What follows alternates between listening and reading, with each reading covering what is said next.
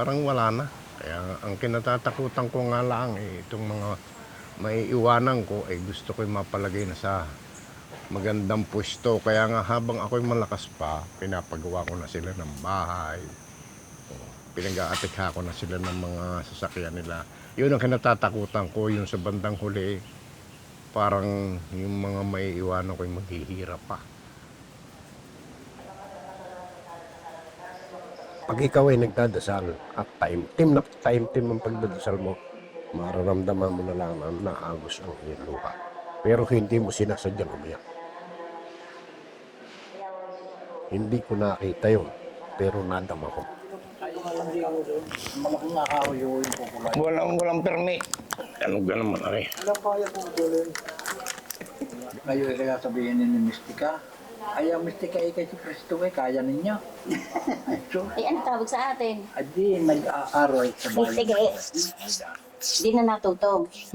Puti na buhok. Ano, ay. Napapasok na ulit kami din eh.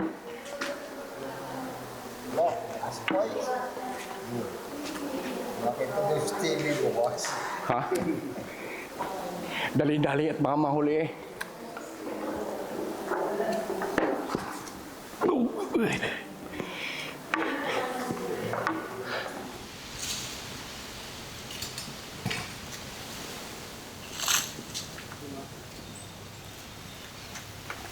Kain yung Ben. May bagsak eh. Kaya bumagsak ka sa'yo ito. Ang daming bunga.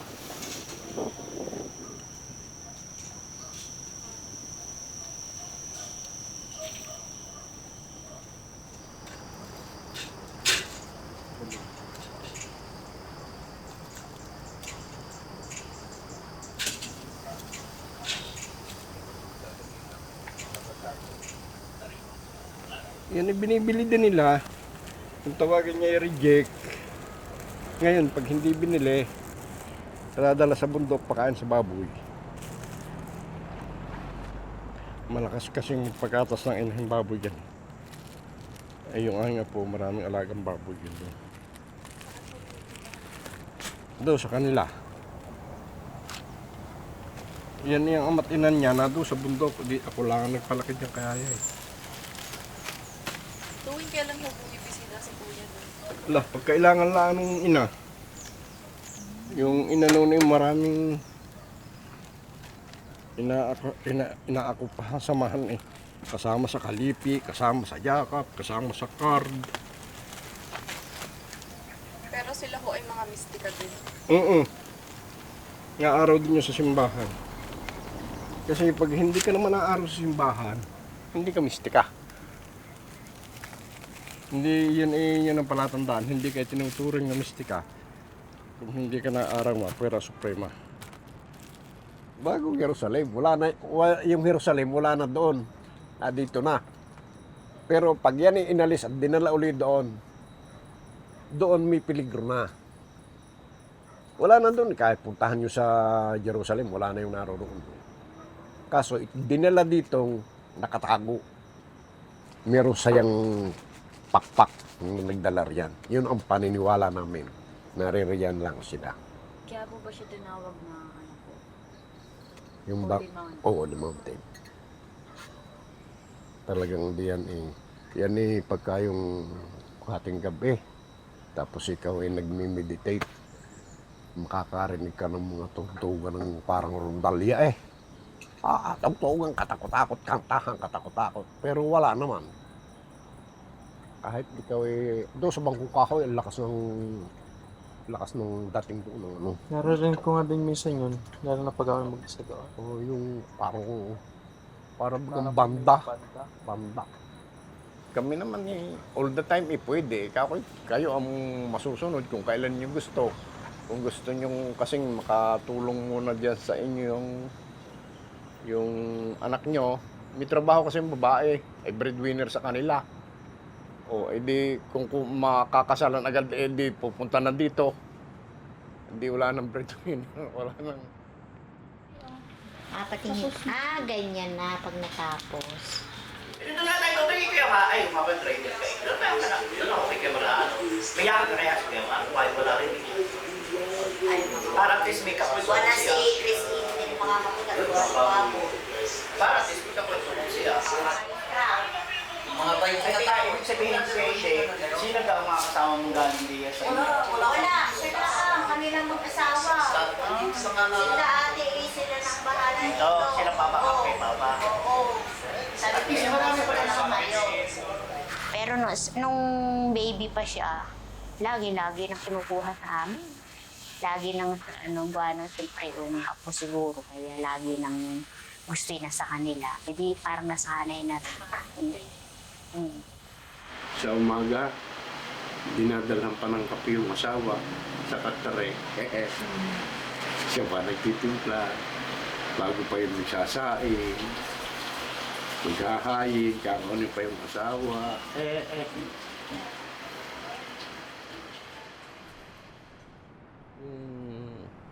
Lahat ng aking tinatamasa sa ngayon, yan parang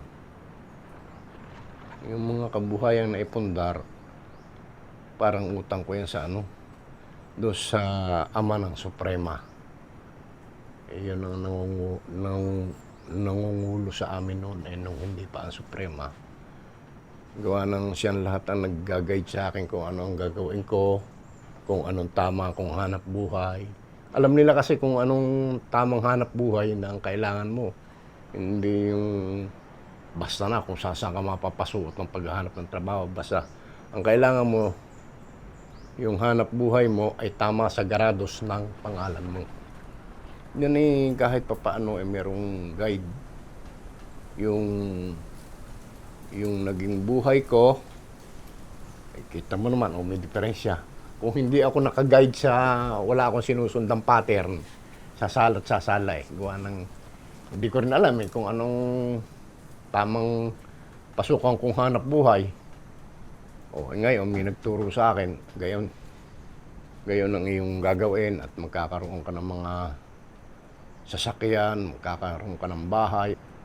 Kami, awa ng Diyos, kung sumunod ako sa sinasabi ng Ama ng Suprema. Kasi doon ako laki Kaya hindi niya ako pinabayaan sa buhay ko. Hindi niya pinabayaan ako mapapunta sa kaliwa. Pero ang totoo nga noon siya pa ang nagpaaral sa akin para lang kuhanin ko yung kursong yung gusto nila. Edi awa ng Diyos naman yan, pati hanggang ngayon, mga batang yan natututo. So, pag-aral ko, marami na rin ako naturo ang mga batang marunong na ngayon magmekaniko. Yung pattern na ibinigay nila sa akin, wala man lang akong pinagsisihang. Sala ho pala yun. Anay, tama. Kung meron mang kaunting dadaples sa bandang huli, tatama din. Siya na to? Pwede na suwa ka siwa. Okay, hirap pagkatuwa sa galing na tapos may tatawag na gayo. Tapos pagkapupuntahan naman Ay, uli-uli, pagtatawag, sabihin ako, tambak mo nga ang ginagawa, pasensya na ako, tayo kargado ng sprayer, ako'y nag-i-spray ng halaman.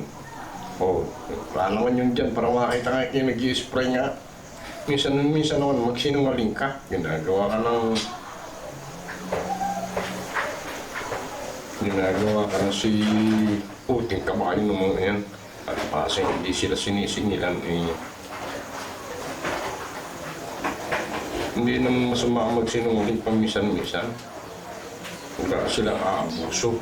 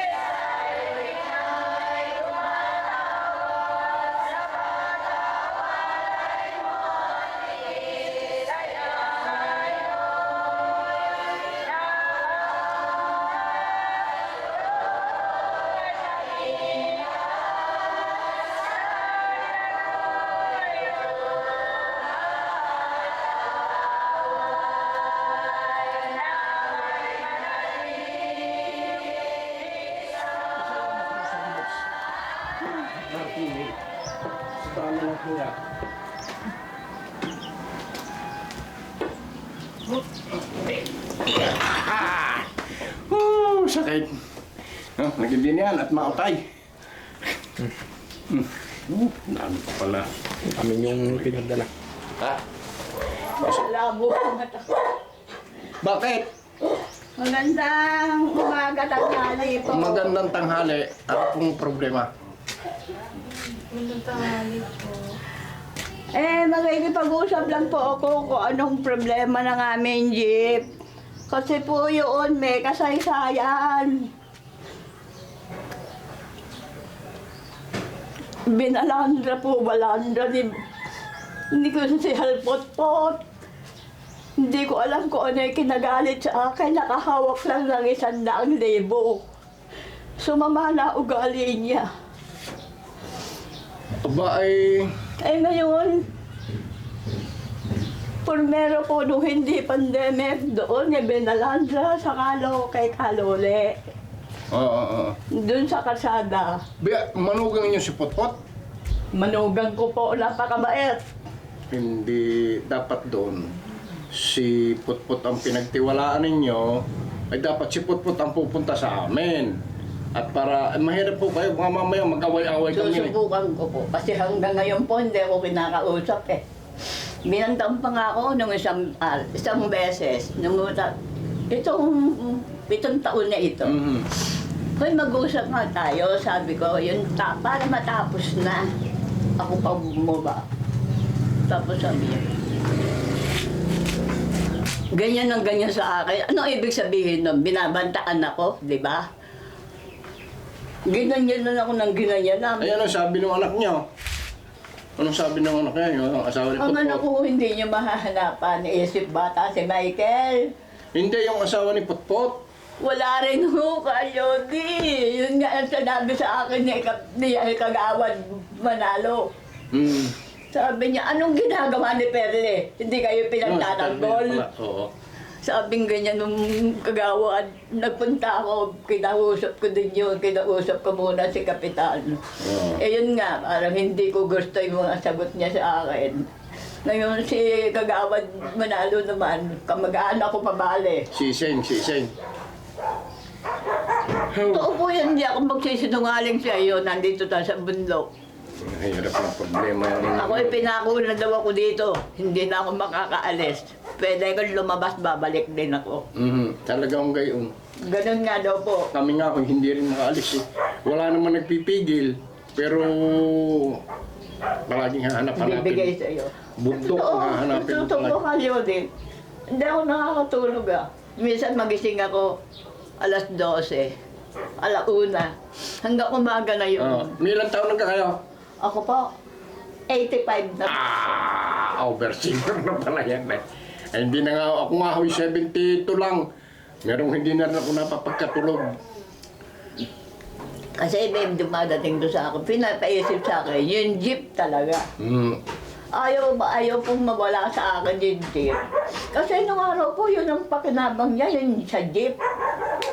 Hanggang nag-ipon siya ng pera, sabing ganun, tinanong ko, anong gagawin doon sa perang ni-ipon? Panggastos ho yun para pagka halimbawa nasira, may bibilhin. Nung matapos, binalandra ang jeep, ang pera wala rin.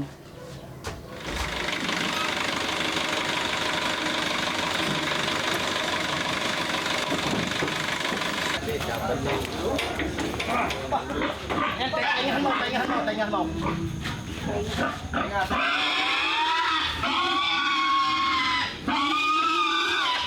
Nalagyan mo pa yung papas? Hindi na.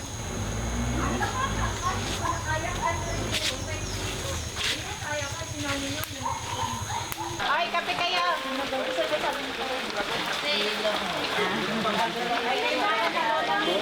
Nalanit sa balat.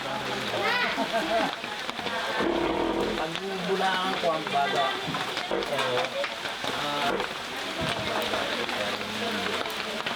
Aalinat pa eh.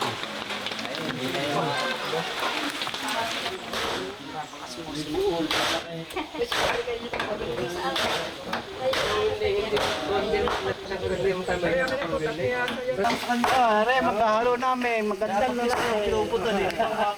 Ay, kaya nagkasakit kaya hindi naman ito ngayon. Nag-iinaw. Nasa lukban. Dati nag-iinaw.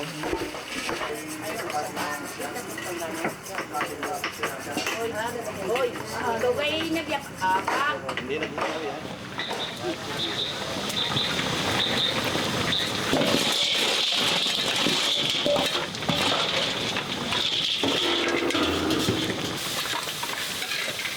Sige, sabay yun lahat ka.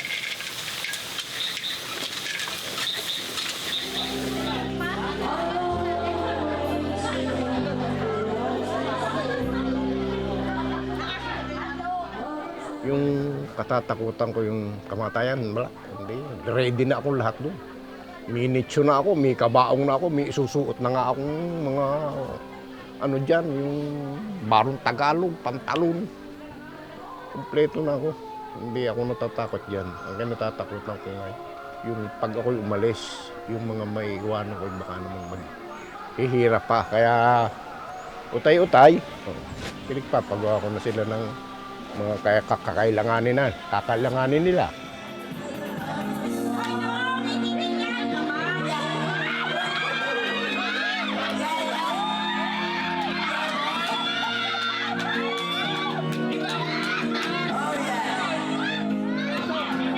Ako'y inaanak na ni Lude.